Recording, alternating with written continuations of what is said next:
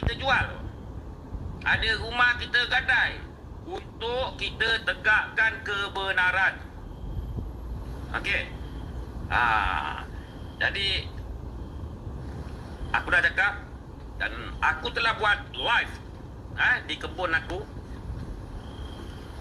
Okey. Kalau ada tanah kita jual. Kalau ada tanah jual. Kalau ada rumah kita gadai untuk kita tegakkan kebenaran. Betul tu. Bukan saya main-main. Bukan saya main-main cakap. Kata dah tukar kereta pakai Hummer. Hummer ke Hummer? Hummer ke Hummer ayam? Untuk aku tak ada kenderaan.